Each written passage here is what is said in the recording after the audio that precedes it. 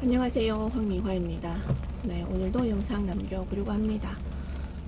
오늘도 콜드콜 32콜 정도 했는데 오늘은 30 정도가 잡히더라고요. 그래서 내일 이제 또 만나보러 갈 거고, 오늘은 오전에 커피숍에 한 집 들렸었거든요. 근데 커피숍은 오전에 들리면 안 될 것 같은 시간대인 것 같더라고요. 그래서 오전에 한 11시쯤 갔는데 이제 막 오픈을 해서 이렇게 좀 뭔가를 준비하고 있는 것 같은 느낌이 들더라고요. 그래서 그냥 인사만 하고 나왔어요. 요즘 이 콜드콜은 사실 그 돈을 벌려고 제 콜드콜 배우고 싶어서 그랬었는데 의도치 않게 뭔가 인생을 배우고 있는 것 같은 느낌이 드는 거예요. 근데 요즘은 많은 것들이 좀 재해석도 되고 그런 것 같아요. 어제도 MF 케어가 아니구나. 피파리 수업 들으면서 그 진화에 관한 얘기도 해주셨는데, 정말 이 안전지대에서만 살았던 그 인생이 정말 무의미하게 느껴질 정도로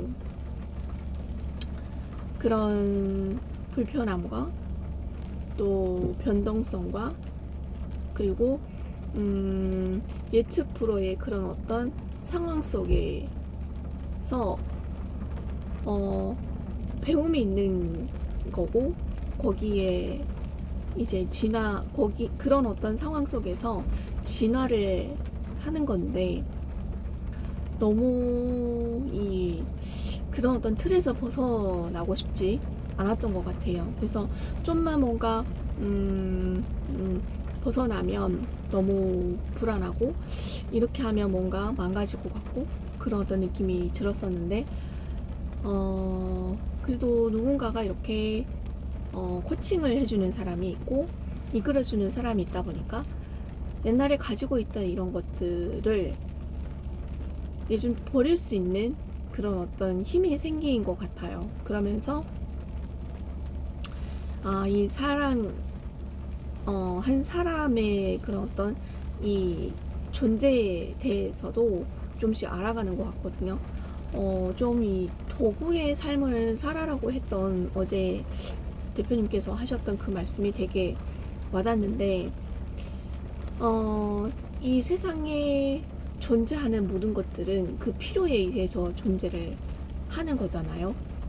아주 작은 도구라고 해도, 그리고 아주 작은 생물이라고 해도 그런 어떤 필요에 의해서 만들어졌다고 생각이 들거든요. 그래서 한 인간도 어쩌면 그런 어떤 필요에 의해서 만들어지지 않았을까. 그러면 나는 나의 그런 어떤 자리에서 어떻게 이 쓰임새를 해야 될까, 그 생각이 들더라고요. 그래서 어제 대표님께서 자기가 본인이 아내로서 어떤 행위를 하고 어떤 노력을 하고 어떤 것들을 했을 때 하나님께서 어여쁘게 생각을 하실까, 그 얘기를 하는데 되게 와닿는 거예요. 그래서 저런 어떤 마음으로 내가 지금 살고 있는 이 인생을 저런 마음으로 산다고 하면 정말 그런 괘씸한 감정이라던가, 저 사람은 왜 나한테 저러지? 그리고 원래 저렇게 해줘야 되는 거 아니야?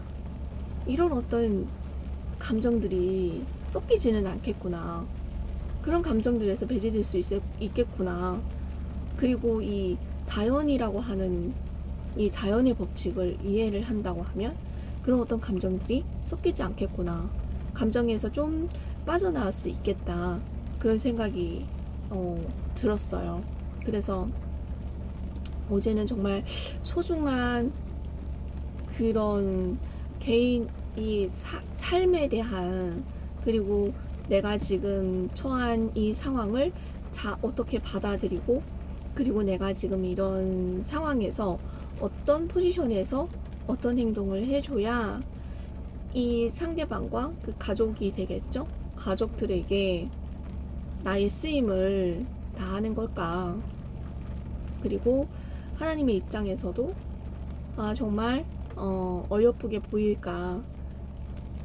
그 생각이 들더라고요. 그래서 참 그런 어떤 하나님의 관점에서 봤을 때 내가 뭔가를 어떤 행위를 했을 때, 어떤 일을 할 때 하나님의 관점에서 그렇게 본다고 하면 정말 편안할 것 같거든요.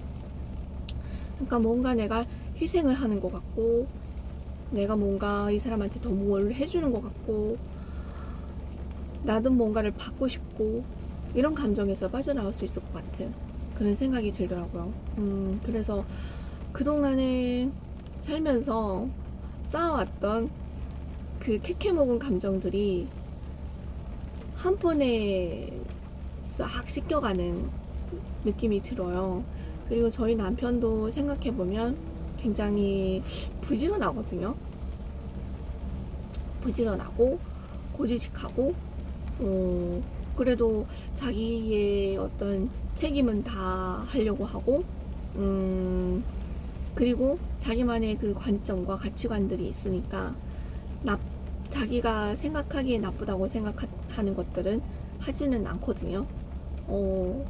그런데도 그냥 불만인 거죠. 그 사람도 나한테 불만이 있는 거고, 나도 못지않게 불만이 있는 거고. 근데 이런 감정들이 어떻게 이렇게 싹 사라질 수 있을까? 그리고 내가 좀 더 뭔가를 해줘야 되는 게 맞구나.